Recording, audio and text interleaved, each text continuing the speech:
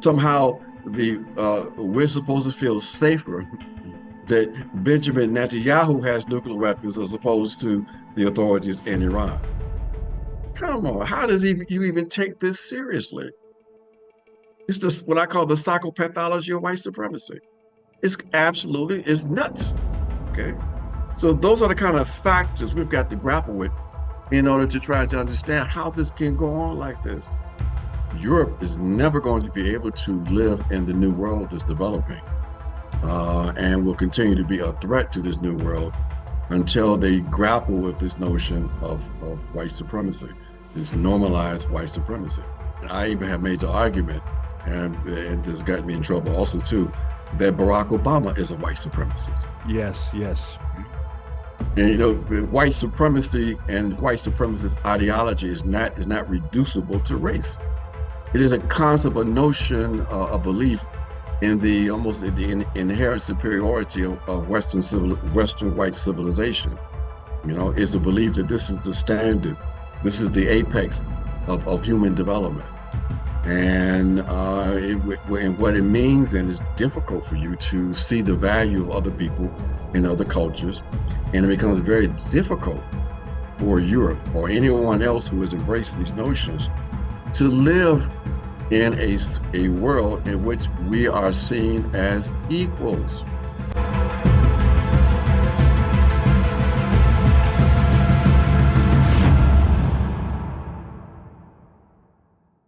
Perfect.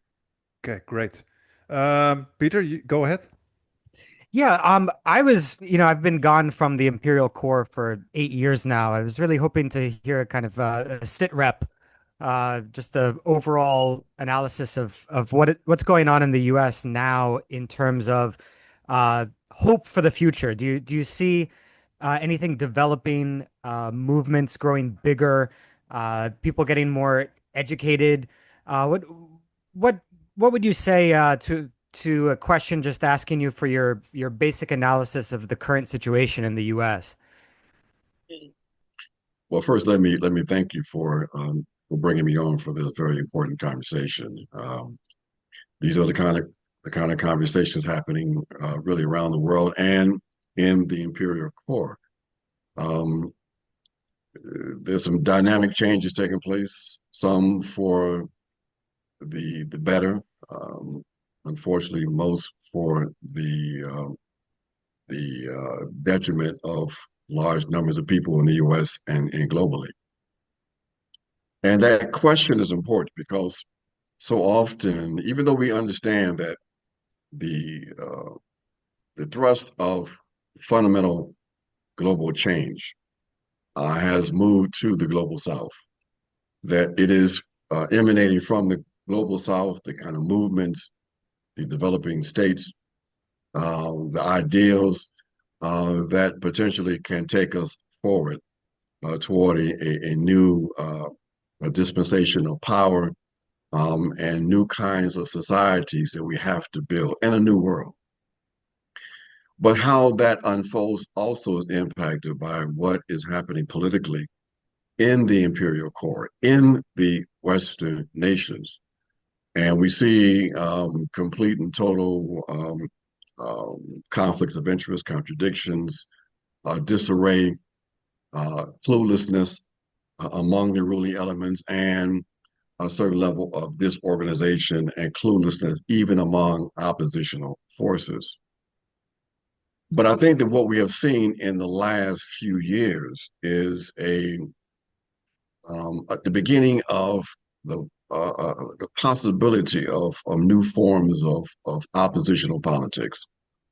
That a new generation, I think, has emerged primarily from the sort of Gen Z elements, if you will, that have brought a much more sharpened and critical perspective to the political environment, at least in the US.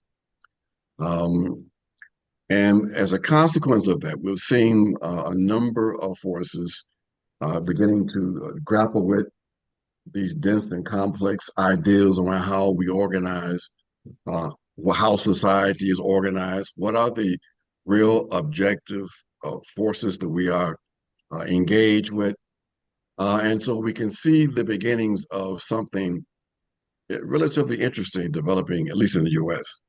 Um, at the same time, though, we know that we have significant elements among these young people who are still confused, and they are still on a trajectory moving toward the right.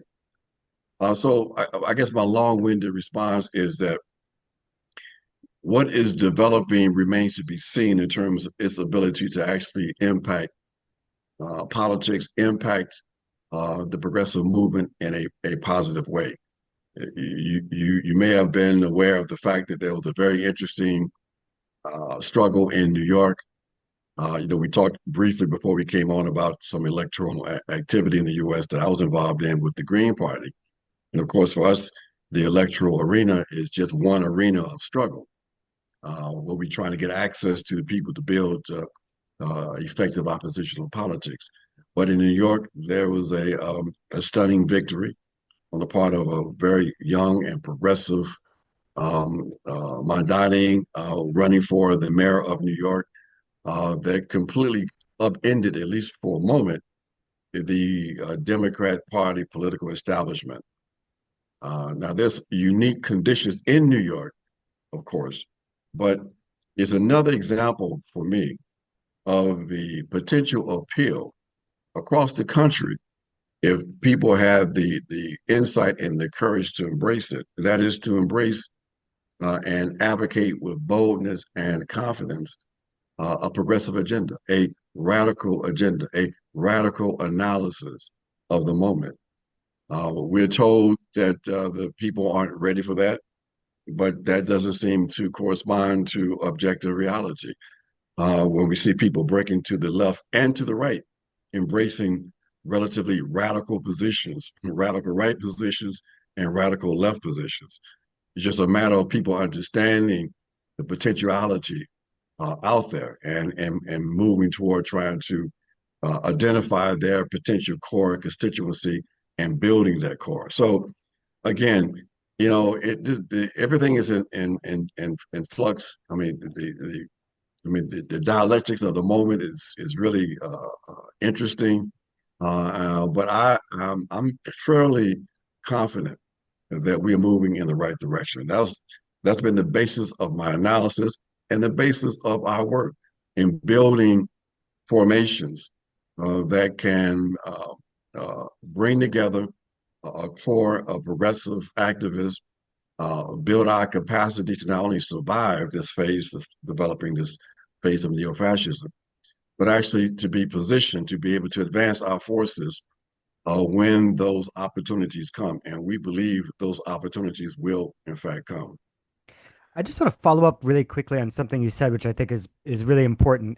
It drives me mad when I see so many political analysts, including, PhD having analysts who think and act as if public opinion or the level of public education is set in place. And if you see a poll right now that says, X% of people want this right-wing policy, well, nothing you can do because those are dead set opinions. They're completely ignorant, apparently, of half a century of work in public opinion research, which has found consistently over the decades that the vast majority of people in the US do not have an ideology in the sense of a well-structured, well-developed, systematic kind of political thought. So there is so much potential there for changing people's minds or attracting them with ideas that they've never been accustomed or they've never been introduced to before. And I think the Mamdani campaign is a great example of that. But of course, that just sets up the potential. To take advantage of the potential, we have to actually go out and educate people, inform them that there is a different option, that there is an alternative, contra Tina, and that they can work and fight for making this alternative a reality. You've been doing this for quite a while with the Green Party and probably other organizations.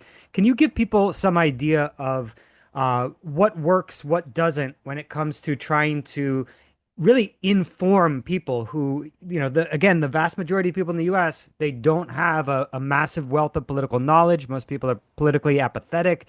How do you, in your experience, reach out to those kinds of people to educate them and bring them on board? Well, the first thing we do is we recognize the correctness of your position in terms of understanding that ideals are not fixed, that consciousness is a legitimate terrain of struggle. And when you take that position, then you are able to more effectively engage people in the course of building oppositional movement. And engagement is really important because we're not going to necessarily teach people. What we can do is to provide alternative information analysis, find opportunities to engage people in conversations, take advantage of this marvelous technology to disseminate uh, new information and more develop analysis that we believe represents objective reality better than the objective reality or the realities being presented to the people. And engage in that process because the process of building opposition, of building political opposition is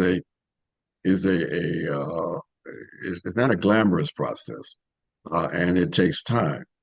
And that is the part that sometimes causes some people to who are more impatient to drop out of the process of building political opposition.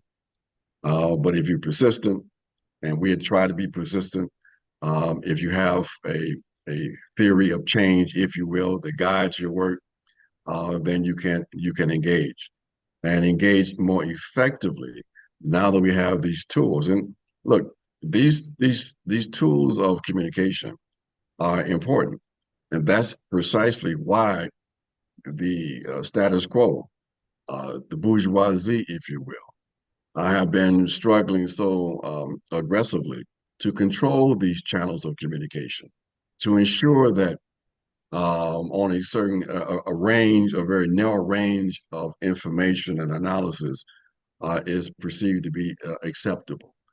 This was the whole struggle that was taking place, and still taking place, was intensifying in the U.S.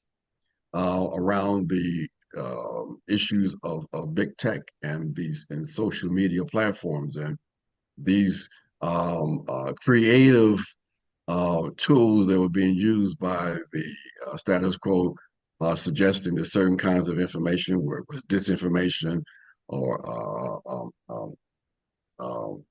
what's the other term they use?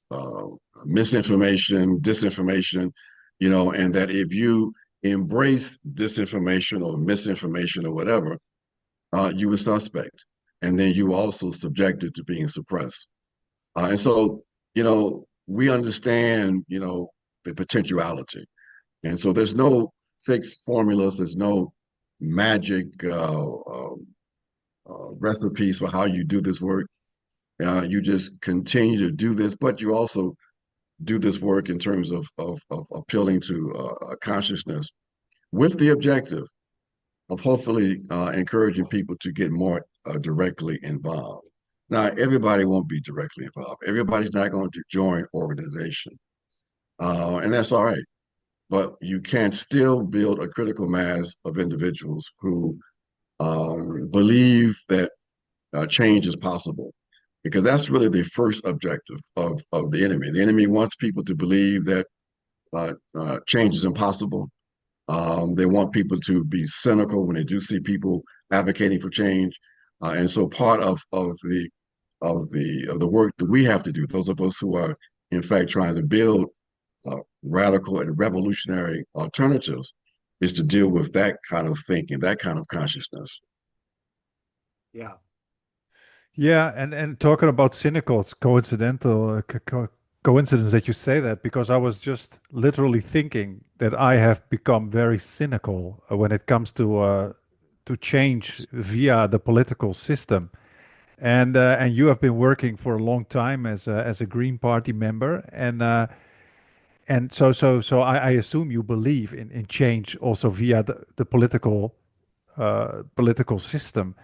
I have become very cynical in that sense. I have the feeling that everybody who gets too close to power gets destroyed by the machine. We saw it. We saw it with Bernie Sanders getting too close. You saw it with Jeremy Corbyn in the UK. Now, don't get me wrong. I have a lot of critique for Bernie Sanders, but even a man like Bernie Sanders was apparently already too threatening for the system. And I wonder how you see that. Do you still see that that also via the political system we can get change, or have you become more cynical and closer to to my opinion? Well, let me say this, that basically I've been involved in oppositional politics, or what one might define as revolutionary politics, for 53 years. And as I said earlier, the electoral arena is one of the arenas that we operate in. And why is that? Because millions of people operate in that arena. Do we believe that we're going to, because of the nature of the state in the US, that we're going to be able to elect our way to a new system? We don't think so.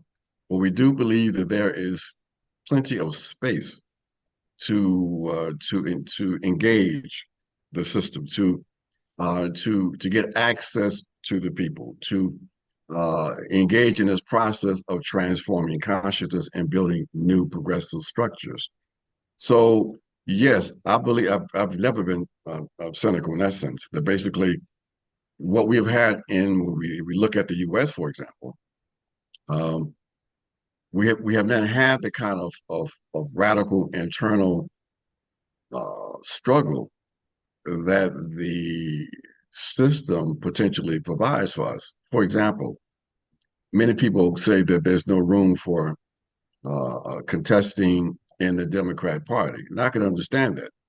Um, I make the argument that that that contestation never really has happened.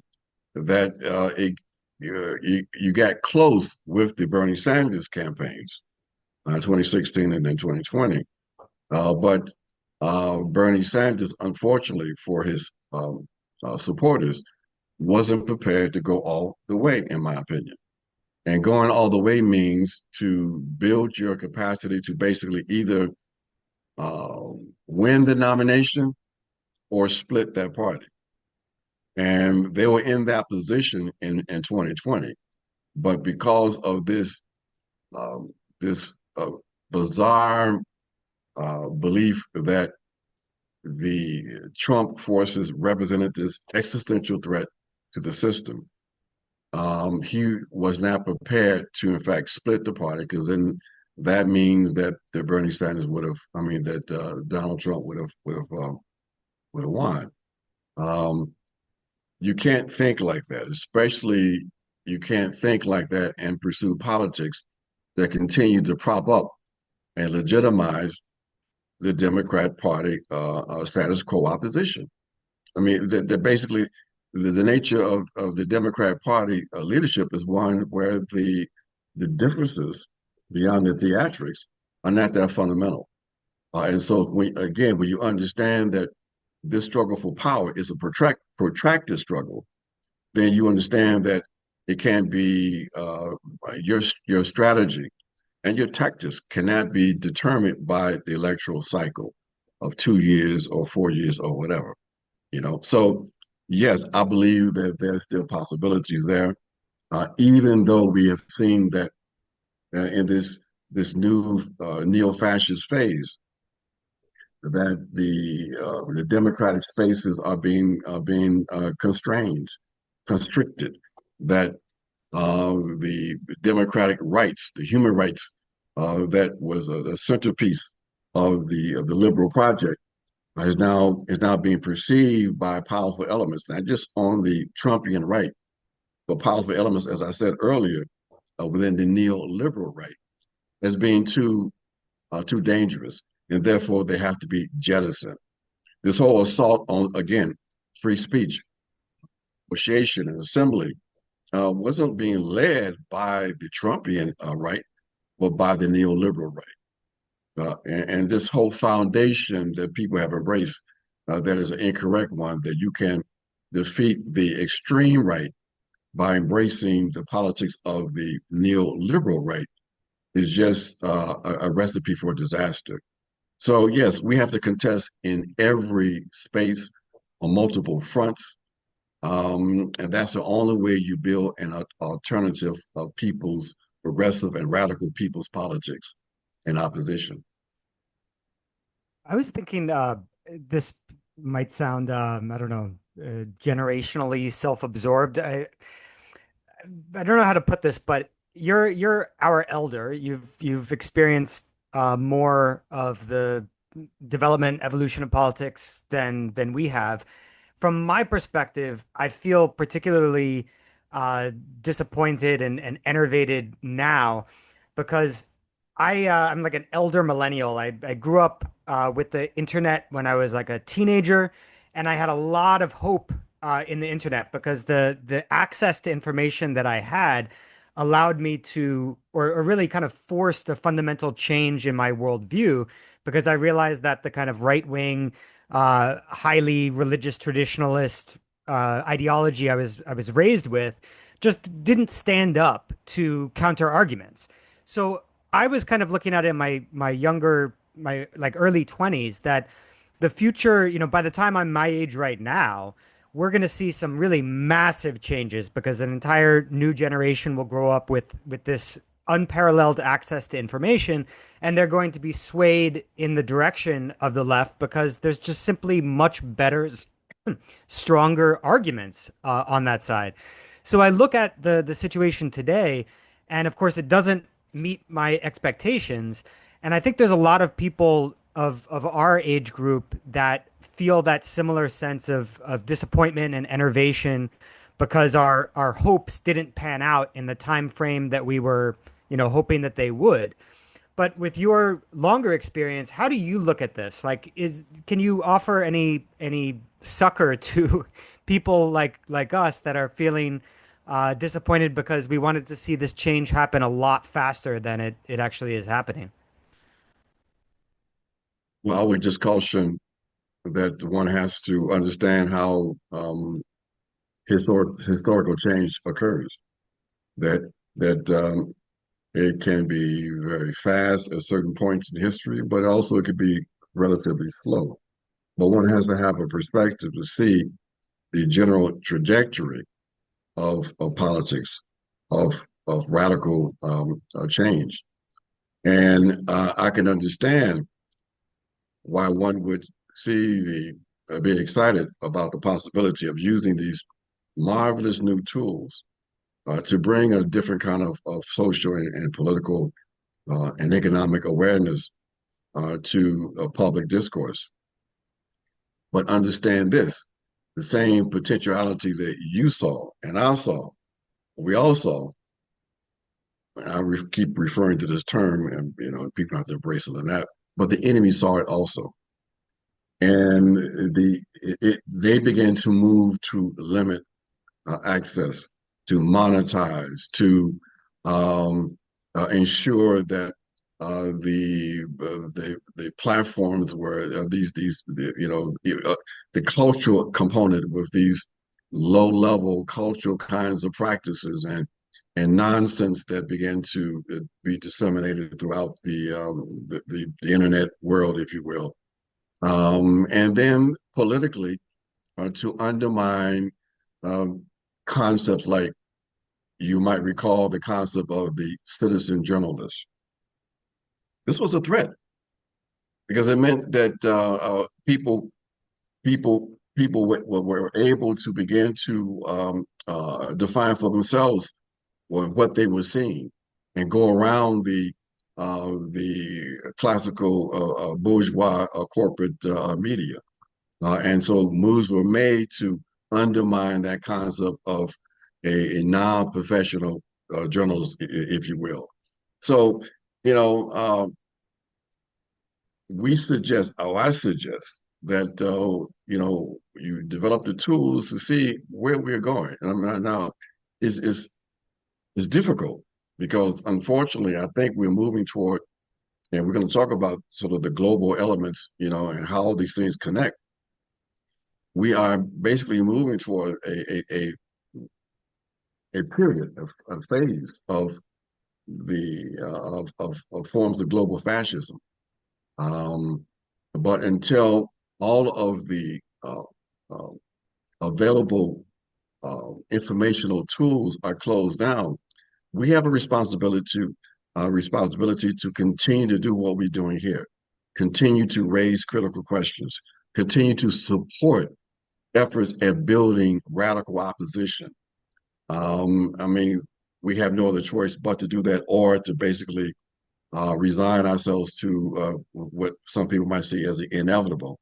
And that kind of, many of us, we don't have that kind of luxury, because for us, non-opposition means basically the possibility of being disappeared from the living.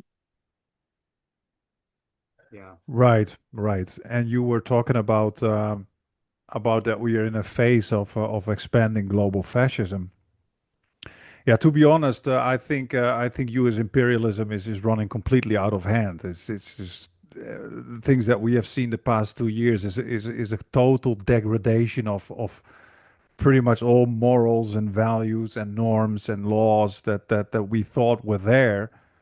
And speaking of radical analysis, what is your? I now want to take it a little bit broad, a bit more out of the U.S. What is your analysis of what is currently going on in West Asia, and then in particular?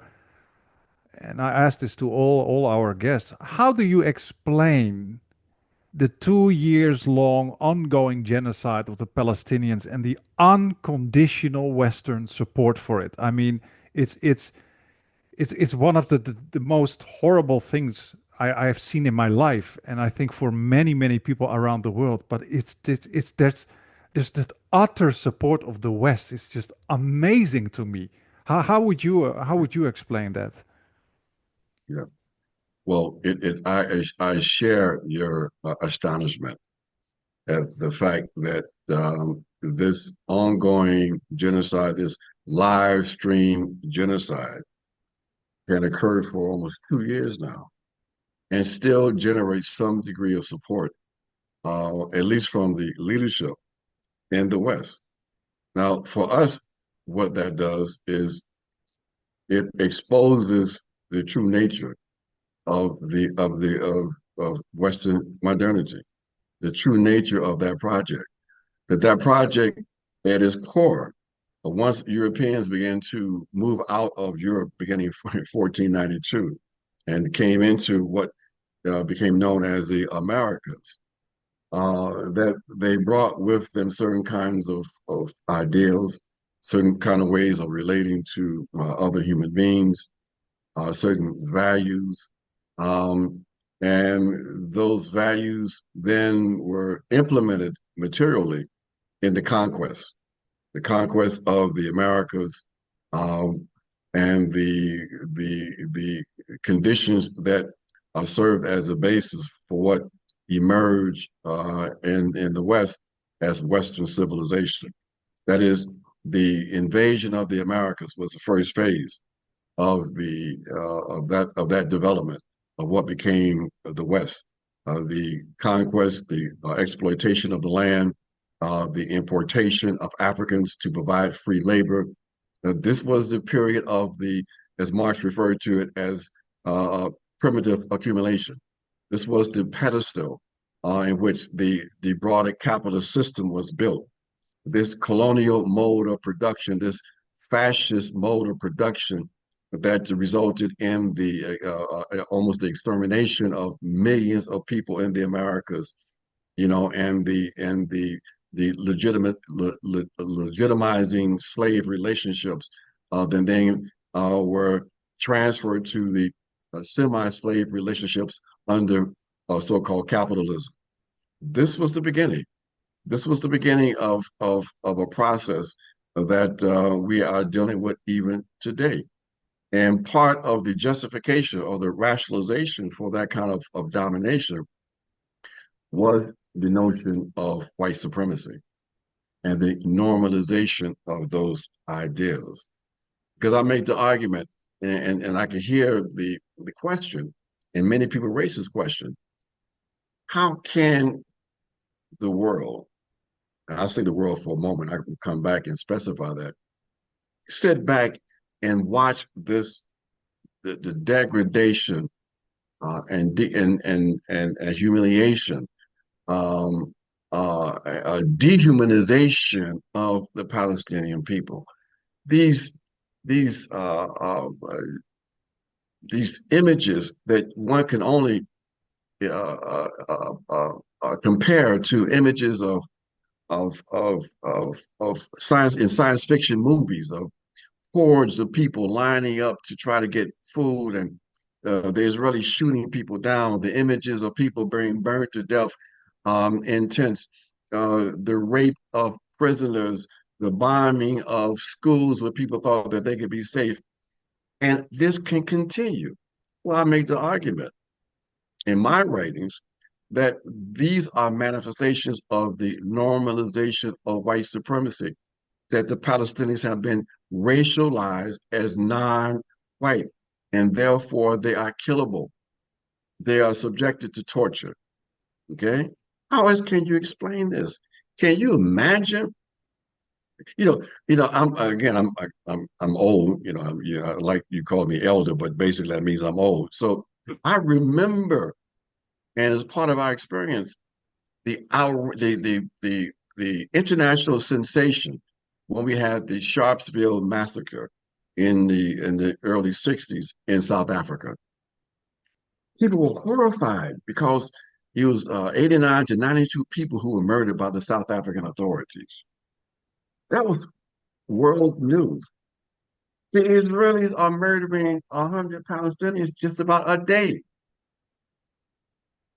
It's been normalized. Okay. Just the other day, there was a conversation about the constraints that the U.S. people don't remember this, that the U.S. used to impose on Israel in their relationships to Palestinians. And when the Israelis murdered the sheikh that they have propped up, that became the basis for Hamas in Gaza, and when they decided to basically eliminate him, they murdered him and his family. I think 11 people were murdered. The U.S. was outraged. They said, "How can you do this? This is counterproductive," and they were censored, if you will. Okay, when the Israelis went after Hezbollah and went after Nasrallah, they dropped 2,000-pound bombs on that neighborhood. They murdered over 300 innocent people without a peep of condemnation coming from the Biden administration. So this shows the shift in not only morality, but the normalization of this kind of brutality. Okay. So how do we explain this? And people don't want to deal with this because it's a difficult subject matter. And that is, we can't deal with, or we can't explain and deal with these kind of contradictions. We can't talk about the unity of a working class movement if we don't understand how these ideas can justify this kind of behavior and how it can be attractive, even to people who may not be consciously aware of the attractiveness of the notion of the superiority of Western civilization. Remember this, I'm a human rights activist also. That's the center of my work. The whole concept of humanitarian intervention, the responsibility to protect, was based on this notion that the West had this responsibility to go in and to save the natives from their autocratic leaders. Okay, and especially those natives who appeared to be wanting to build new societies and to embrace culture that was very similar to Western culture. Okay, it appealed to a internalized kind of white superiority concept. Okay, or idea. You know, we make an argument today. What happened to the responsibility to protect the Palestinians? Well, they don't have any responsibility because they're not human. They are killable. Okay. And so we have to deal with these tough issues. If not, they will be manipulated. You know, this whole notion that Benjamin Netanyahu, a war criminal, someone responsible for a ongoing genocide, can actually be the person and to be on top of a government where they will make the argument that they should determine who has or who shouldn't have nuclear weapons. That somehow the we're supposed to feel safer that Benjamin Netanyahu has nuclear weapons as opposed to the authorities in Iran. Come on, how does you even take this seriously? It's just what I call the psychopathology of white supremacy. It's nuts. Okay. So those are the kind of factors we've got to grapple with in order to try to understand how this can go on like this. The same Benjamin Netanyahu that's engaged in an ongoing genocide in Gaza can then talk about the need to attack another sovereign nation and convince the U.S. to go along with this criminal act because that's what it was. You know, it's a violation of the UN Charter. It is a criminal assault. It is a war of choice, something that's been condemned since Nuremberg at the end of the Second Imperialist War, Second World War II. Okay, but the Europeans feel like they have there's no accountability. That there's a difference. There's a one standard for them and another standard for the rest of us. So when I started off, I said the world. Well, the world is outraged. The majority of the world that is represented by the global South. It is in the West, this 10% of the population, and not all of them, of course, but it's the leadership in the West that seems to be content, who can explain to themselves that this kind of behavior is acceptable, and that is what we have to deal with, folks, because it is this dichotomy is informing the kind of politics, global politics that are developing at this particular moment in history. Yes, well said, Ajamu. And I've been writing about this kind of stuff also myself for quite some years. I don't know if you've ever been aware of our Substack. If not, I hope we can we can subscribe you there. And because I'm very glad that you say that white supremacy is a big problem. I've been mentioning that often, and people are not very thankful that I raise it all the time because somehow it's such a sensitive topic. But I think it's a crucial central factor of European cultures, Western culture in general, is that racism is literally the beating heart of our cultures. We almost in the West, and I come from the Netherlands, also a very colonial country. It's almost as if in the West we can only feel good about ourselves by putting literally every other group down in the world. It's almost as if the identity of the European hinges on the fact that you can put others down. As if something is also being lost when there's equality. And the problem is with racism and the fact that we haven't tackled it yet is that up till now race always seems to trump class solidarity, and that is also why we often invite Gerald Horne, because he also keeps emphasizing that. Is that what you see, for example, is that every time we try to build solidarity in the West, you will see that people are so easily manipulated by using race that many white Westerners or white Americans, for example, prefer supporting other white billionaires with whom they have nothing in common than to show solidarity with those from the same class but marginalized groups, which may actually be much better for them financially. But yet people vote against their own purse, against their own bank account, because there is just such a powerful racial allegiance with people, for example, like Trump. And what you said about those 92 people in South Africa, I always use this example in my class when I talk about racism and the psychology of racism here at the university. I always say that when we had that Charlie Hebdo attack in France, do you remember that, Ajamu? You that You were know, I got in trouble because I wrote some articles that people didn't like too well in France. Go ahead, yeah. yeah, and there were 12 people died. I think approximately 12 or 9 or something.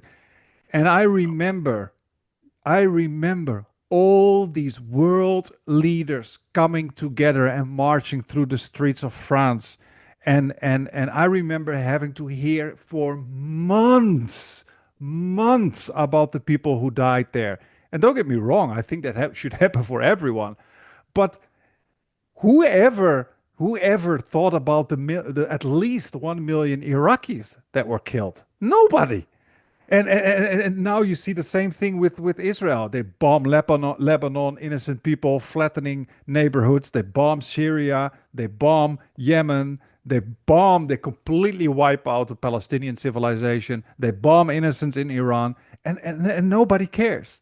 Nobody cares. And it's so deep, that colonial racism that we see. It's extremely frustrating to me, and also how to get out of this, how to convince people, how to make people understand. It seems like such an uphill battle. It's not really a question, but maybe you have some thoughts on what I said. You have to take the chance to continue to do what you're doing in terms of raising these issues. You have to expose people to people like my friend and mentor Gerald Horn. You have to struggle because we're not going to be able to build an effective opposition if we continue to allow this idea to divide us. And Europe is never going to be able to live in the new world that's developing, and will continue to be a threat to this new world until they grapple with this notion of white supremacy, this normalized white supremacy. And it's important for people to understand that when we talk about white supremacy, it goes beyond sort of the idea of sort of like in the US, the image of a Donald Trump as a white supremacist, for example, versus a Joe Biden. Joe Biden is a white supremacist. And I even have made the argument, and this got me in trouble also too, that Barack Obama is a white supremacist. Yes, yes. And you know, white supremacy and white supremacist ideology is not reducible to race. It is a concept, a notion, a belief in the almost the inherent superiority of Western white civilization. You know, it's a belief that this is the standard, this is the apex of human development. And what it means, and it's difficult for you to see the value of other people in other cultures. And it becomes very difficult for Europe or anyone else who has embraced these notions to live in a world in which we are seen as equals. That shouldn't be a radical concept, but actually, unfortunately, it is. That we don't see each other as equals with equal human value. So we have to struggle around this, and it can get you in trouble. But it's important that other Europeans take up this mantle. It's easy for them to dismiss people like myself. You know, um, I got in trouble in France. In fact, I was advised not to travel to France for about a year because I characterized that march that week that as a basically a white power rally. Even though you had all these people from Africa, they shipped in from Africa and every other place. But I pointed out that same weekend in northern Nigeria was a massacre in which almost 30 Africans were murdered. Okay, from forces that have been propped up by the same European forces that were involved in destroying Libya, that resulted in huge amounts of weapons being transferred to the Sahel, and enhancing the military capabilities of Boko Haram and others. And so there's complicity there. But no one made a peep about those Africans who died that weekend. It was all about the Europeans, the real people, the real human beings that were raised up. So you have to continue. I mean, people get tired of me talking about this also, but I'm a socialist revolutionary. And I recognize that basically we're not going to be able to build a new society, a socialist society. We're not going to have the ability to build a socialist revolution if we continue to ignore all of these internal contradictions within our movement, within the working class, et cetera, you know, and we have to just struggle around it. You mentioned earlier the responsibility to protect doctrine, R2P, which I remember at the time it was being introduced by people like Samantha Power. It sounds great, like let's protect powerless people, but it was just too obvious, well, obvious to those of us on the left, I guess, that it was going to inevitably be used as simply a lovely sounding justification for the same sorts of imperial power grabs that have always characterized the practice of the US ruling class. And I found it quite ironic that what was Russia's justification in invading Ukraine? It was R2P. Like if you actually listen Yeah. to what they're saying, they're like, "Oh, we had to protect these poor people in the Donbass, and so we're doing the special military operation to protect them." And you just see this pattern constantly of, and I find this actually hopeful in a sense. I wonder if you think similarly or you take a different angle on this.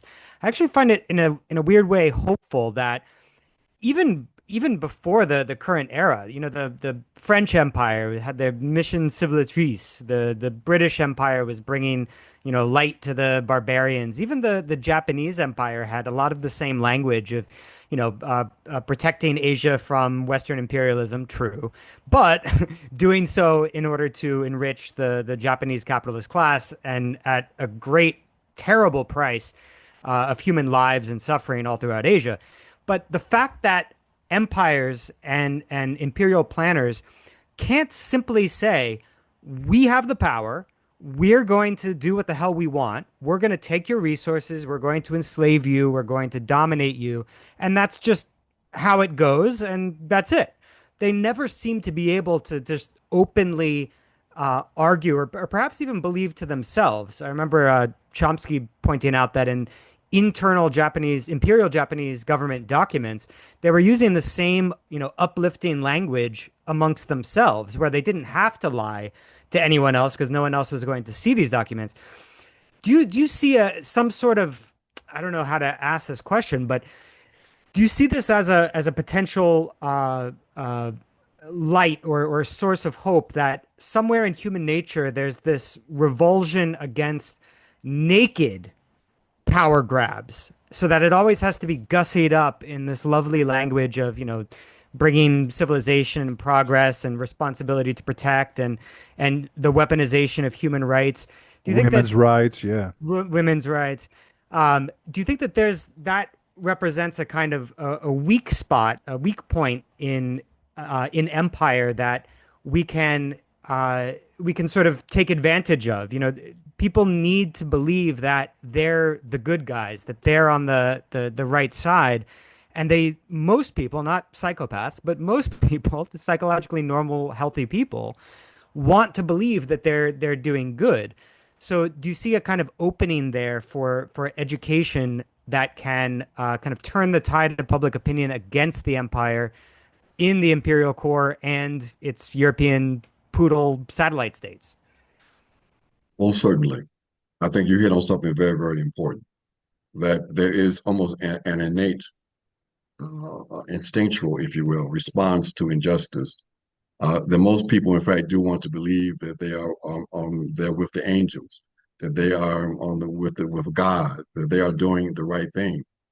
In the United States of America, most people believe that they are endowed by the Creator with certain inalienable rights, that God is with them, you know.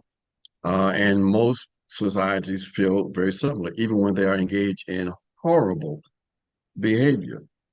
So yes, that is the basis of us helping or trying to transform those kinds of ideals into ideals that essentially do represent an advancement for collective humanity.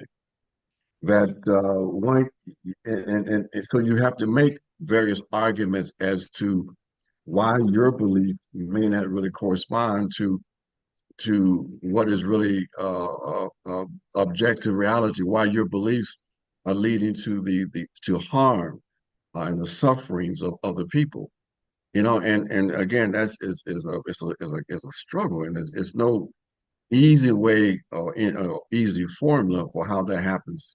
But is a kind of struggle that we have to engage in, and that is one of the reasons why I'm hopeful because I don't believe that human beings are naturally vain and aggressive and materialistic and you know and violent. I really don't. There's nothing in our human nature. I think human beings are shaped by the cultures that they are born into, and that should give us all hope. And that's why we, in fact, struggle. So you're right. I mean, people love the Fuhrer. You can see it in the pictures. And they believe that they had a right to regain the glory of Germany after their humiliation after the first imperialist war. You know, people believe that the regime in Iran is run by a bunch of psychopaths who kill people and et cetera, et cetera. You know, and therefore is justified to ignore international law and to attack the nation.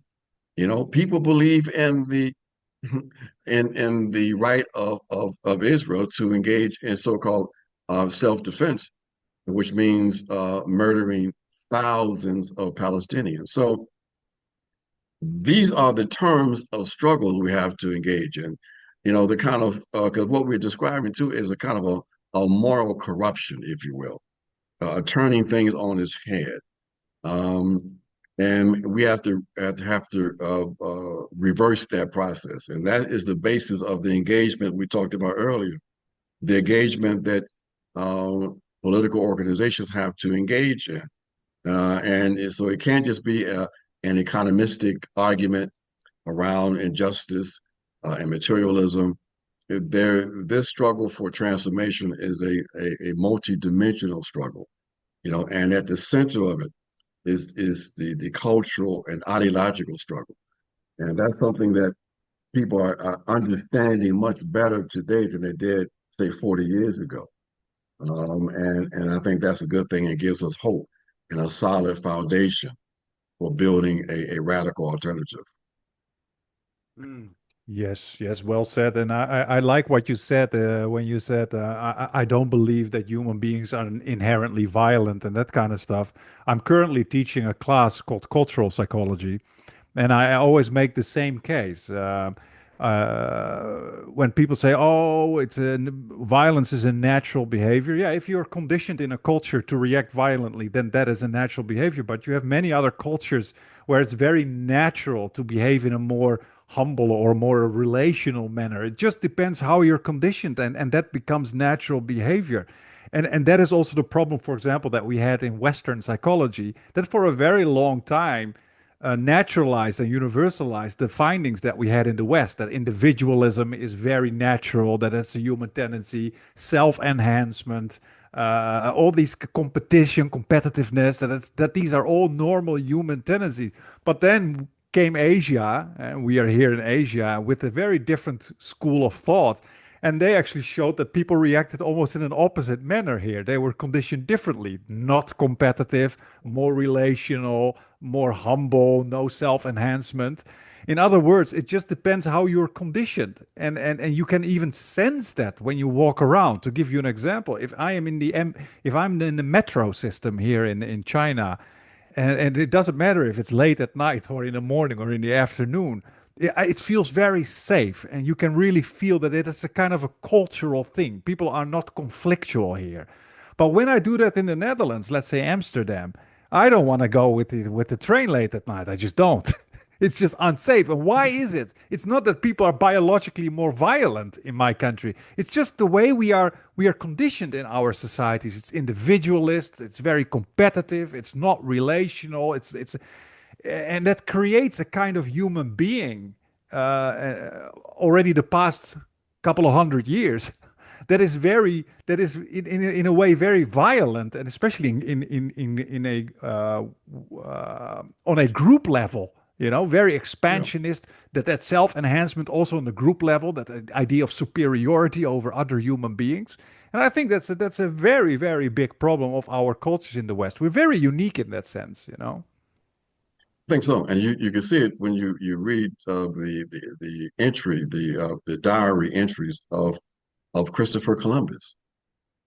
He describes the native people that they encountered and their gentleness and their uh, propensity for sharing. And then what is his conclusion? We can probably conquer these people with a handful of soldiers. Yep. Is very sad. Yeah. Yeah. I wonder, we're getting close to the hour, and I'm worried about broaching a really big topic, but maybe could try to give a short sort of response analysis. Um, so going back to 2020, back when the Sanders campaign uh, before March, is looking like it very well might be successful.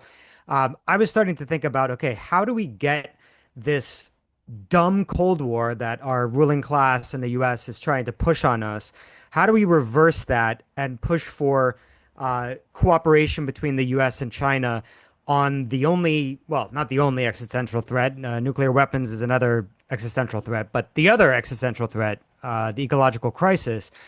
How do we get a completely different working, constructive relationship between the US and China? And it seems like since then, things have just gotten worse and worse and worse, where now the ruling class is dead set on seeing China as the enemy to replace the USSR. And they're even, I get so angry when I even think about this. But the Council on Foreign Relations has put out, I think it was in Foreign Affairs, an article on so-called climate realism, which is basically like eco-fascism without the eco element. But it's basically saying, yeah, we're just going to keep drilling, keep burning. We'll just hope that we come up with some magic technological solution to the problem sometime in the future. But we need more energy for AI. The Russia-Ukraine war, competition with China. China's already won the competition in green tech, so we're just going to give up on all that and just put the pedal to the metal straight towards the ecological cliff. Do you see any space now opening up, or do you see a kind of a sketch of a path forward where the U.S. could actually collaborate constructively with China on this enormous necessary project of restructuring the entire global economic system? Do you see any All opportunity for breaking down this demonization of China as the new, non-Western, non-white other? I think at this historical moment, I don't see that demonization process being reversed, unfortunately. It goes back to our earlier conversation around the issue of race. The Chinese are racialized as non-European. They are, and all of that comes with that. In fact, that's why Donald Trump believes that it's going to be much easier to continue the anti-Chinese mobilization than it was to mobilize public opinion against the Russians. So now that's going to continue, unfortunately. The other thing that's going to continue, unfortunately, is that I don't see the basis for cooperation as long as you have the major energy resources in the U.S. In private hands. And until we are able to shift power away from the private capitalist sector, there's no incentive, it appears, and no rational thought that's going to compel them to want to, in fact, develop a more cooperative approach to the ecological crisis that we are facing as collective humanity. And so it's daunting that we are facing this and that we have such narrow thinking among the policymakers in the West. But what it does say to many of us is that it affirms the absolute necessity for the kind of eco-socialist project that we have to embrace, which means it is another argument for why we have to have radical, fundamental change in the U.S. Until we can disabuse from considerations the interests of the big capital in the U.S. Pursuing their own particular interests, then we are in trouble in the U.S. And the planet is in trouble. Yeah. Yeah, Yeah, exactly. exactly. Well said. And well, I could ask many more questions, but we are at the hour now, so I hope we can invite you in the future sometime again, Ajamu. This was excellent. Thank you so much for this conversation. We were very glad to have you on, and hopefully see you again in the near future. Yeah, thank you so much, and keep fighting over there in the belly of the beast. My pleasure. And let's do it again. Let's do it again soon. Okay. Sounds great. Absolutely. Yes. Okay now. All right. All right, have a Bye. good morning. حبيت القمر طلع القمر اصطناعي شميت الورد طلع الورد بلاستيكي انا حبيت القمر طلع القمر اصطناعي شميت الورد طلع الورد بلاستيكي تكتيكي تكتكتيكي